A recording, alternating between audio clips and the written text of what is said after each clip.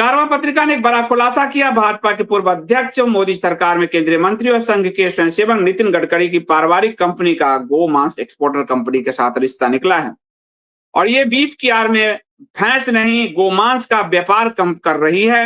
ये खुलासा किया है कारवां ने। पत्रिका की रिपोर्ट के अनुसार रेम्बले एग्रो एंड फूड नामक कंपनी का एक ट्रक पकड़ाया जिसमें बीफ था।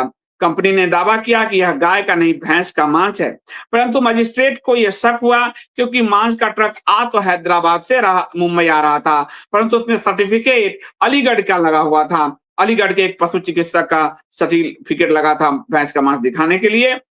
वो हैदराबाद के पशुपालन अधिकारी का कोई अनुमति नहीं थी जहां से वो ट्रक आ रहा था और इस पर मजिस्ट्रेट को शक हुआ। न्यायाधीश ने पूछा, वो पूरा ट्रक ये साबित नहीं कर पाया कि वो भैंस का मांस है और वो गाय का मांस निकला।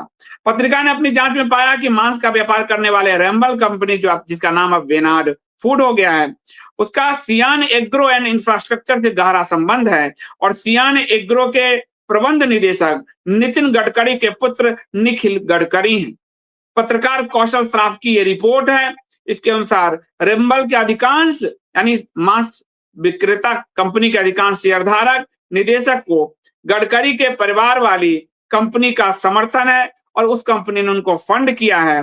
इसके बदले में गो मांस के व्यापार से जुड़ी कंपनी के पूर्व और वर्तमान शेयरधारकों ने गडकरी की कंपनी सियान एग्रो में निवेश किया है। यही नहीं, गोमांस व्यापार कंपनी रेम्बल को सहकारी बैंक से एक बड़ा लोन पास हुआ और लोन पास करने वाले उस बैंक के अध्यक्ष नितिन गडकरी की पत्नी कंचन गडकरी हैं। ये पत्रिका के रिपोर्ट आरोप है।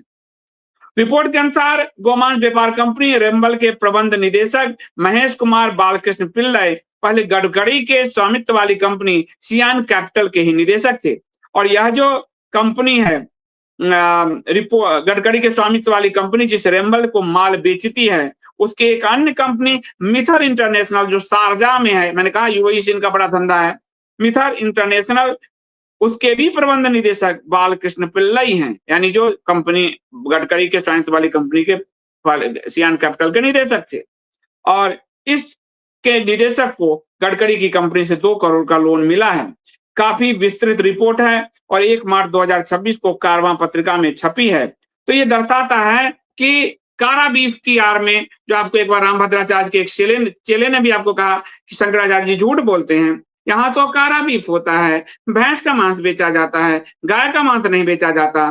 केंद्रीय सरकार के एक मंत्री का ही यही कहते हैं झूठ के पांव नहीं होते। केंद्रीय सरकार के एक मंत्री का फैमिली बिजनेस ही गौ मांस व्यापार से जुड़ा हुआ मिला है। ऐसा जो है आपको कारवां पत्रिका ने अपने रिपोर्ट में इसको दर्शाया है, साक्ष्य के साथ दर्शाया है। अभी तक इसका खंडन नितिन गडकरी और उनकी फैमिली की कंपनी ने नहीं किया है। यदि वो खंडन करेंगे तो वो भी हम आपको बता देंगे।